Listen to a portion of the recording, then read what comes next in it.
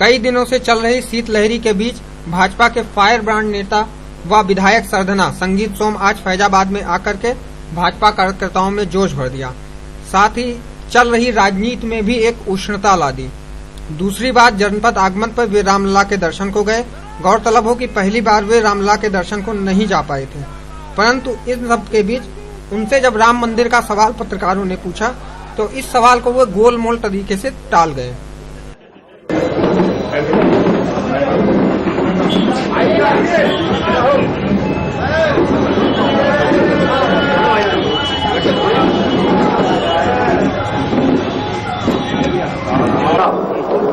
आप सब तैयार हो तो शुरू करा जाए। प्रिंट वाले करने से हम लोग पाई जाते हैं। हो जाने दीजिए, प्रिंट हो जाने दीजिए, बहुत दिक्कत होती है। दूसरी मुलाकात है, आप फिर कहेंगे तीसरी है, लेकिन हम उसे एक मानते हैं क्योंकि चुनाव के टाइम में आए थे। आज मेरा यहाँ आने का उद्देश्य रामलला के दर्शन करना है। रामलला के दर्शन किए, चूंकि मैं चुनाव के टाइम आया था तो दर्शन नहीं कर पाया था और मैं सभी अपने कार्यकर्ता साथियों से कह के गया था कि बहुत जल्द मैं आके दर्शन करूंगा। और यहाँ आके रामलला के दर्शन ना करें तो मेरे हिसाब से इससे बड़ा घोर पाप कोई हो नहीं सकता। तो मैं इसीलिए वादे के मुताबिक आज, क्योंकि जब पिछली बार आया था तो मैं हाथ जोड़ के कह के गया था दूर से ही कि भगवान राम जी आपकी जन्मभूमि पर आया हूं और अब आप जब दोबारा बुलाएं तो देश में भारतीय जनता पार्टी की सरकार और नरेंद्र मोदी प्रधानमंत्री होने चाहिए। तो रामलला ने मेरी वो मनोकामना पूरी की और भारतीय जनता पार्टी की पूर्ण बहुमत के साथ देश में सरकार बनाई। इसी के मद्देनजर आज मैं दर्शन करने आया। आज भी कुछ मांग के जा रहा हूं और मुझे लगता है कि रामलला बहुत जल्दी मेरी उस मांग को भी पूरी करेंगे। तो मैं फिर उस मांग को पूरी होने के बाद आप सबके बीच में आऊंगा, रामलला के फिर दर्शन करने आऊंगा। और वहां आने के बाद जो आज मैंने देखा और जो मुझे अनुभव हुआ वो अपने आप में एक अद्भुत अनुभव था। और मुझे लगा कि मैं गलती करे बैठा हूं, इतना लेट आया, मुझे तो यहां बार बार आना चाहिए। और हिंदुस्तान की 100 करोड़ हिंदुओं की जो भावना जिससे जुड़ी हुई है वहां सब लोगों को बार बार आना चाहिए और दर्शन करना चाहिए और रामलला के दर्शन करके आशीर्वाद लेना चाहिए। पिछली बार मांग के गया था कि हिंदुस्तान में भारतीय जनता पार्टी की सरकार आनी चाहिए। आज मैंने मांगा है कि उत्तर प्रदेश में भारतीय जनता पार्टी की सरकार आनी चाहिए, क्योंकि जो उत्तर प्रदेश में बैठी हुई सरकार है उसकी तुष्टीकरण की और भ्रष्टाचार की दोनों सीमाएं पराकाष्ठा पे हैं।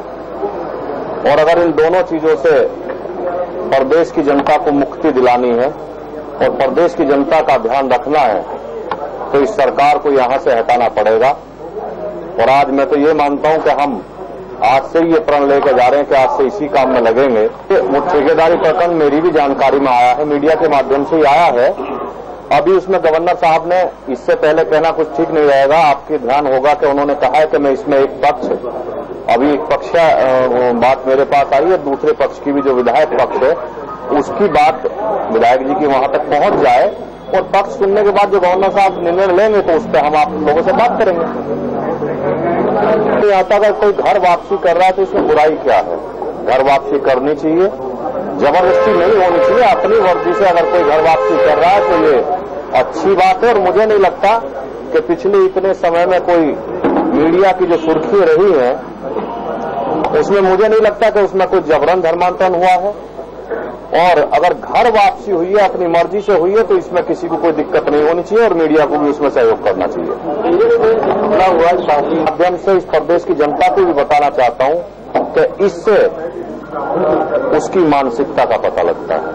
इसी तरीके की मानसिकता रखने वाले लोग पहले से उत्तर प्रदेश में गड़बड़ कराते हुए आए हैं और आज भी उसी मानसिकता के तहत उनकी आगे की जो प्लानिंग है, हम भारतीय जनता पार्टी के कार्यकर्ता किसी भी कीमत पे उन्हें सक्सेस नहीं होने देंगे। वो प्रदेश में दंगा कराना चाहते हैं, वो प्रदेश में अव्यवस्था फैलाना चाहते हैं।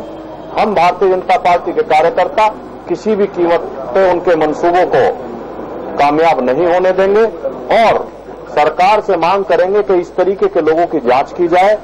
कहीं ना कहीं मैं चुनाव में भी मैंने ये बात कही थी और आज फिर के बारे में पिछली बार भी आपने मुझसे सवाल किया था और मैं आज फिर आपको बता रहा हूं, जवाब सरकार में नहीं जवाब मैं वही बता रहा हूं, आप निश्चित रहिए जवाब मिलेगा, प्रॉपर मिलेगा। मंदिर निर्माण के विषय पर चूंकि मामला कोर्ट में लंबित है, इसलिए सरकार कोर्ट से ऊपर तो है नहीं। कोर्ट का जो निर्णय होगा उसका हम भारतीय जनता पार्टी के कार्यकर्ता और इस देश के 100 करोड़ हिंदू जिनकी भावना इस मंदिर से जुड़ी हुई है, उनकी भावनाओं का ध्यान रखा जाएगा और कोर्ट का जो निर्णय होगा उसका पालन किया जाएगा।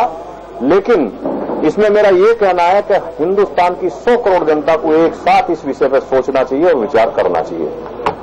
मैं क्या मुझसे आपके पूछते, आप सब भी जानते हैं हिंदुस्तान में ऐसी मिशनरी बहुत लगी हुई है जो हिंदुओं का धर्मांतरण कराने पर तुली हुई है।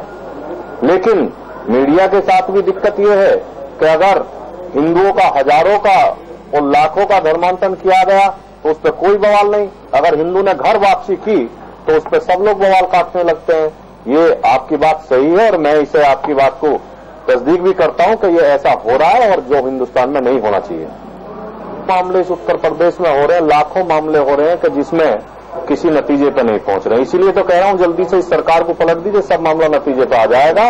100% हर मामले की जांच कराई जाएगी और किसी भी कीमत पर दोषी को नहीं बख्शा जाएगा। जब तक समाजवादी पार्टी रहेगी लोगों की आंख निकलती रहेंगी।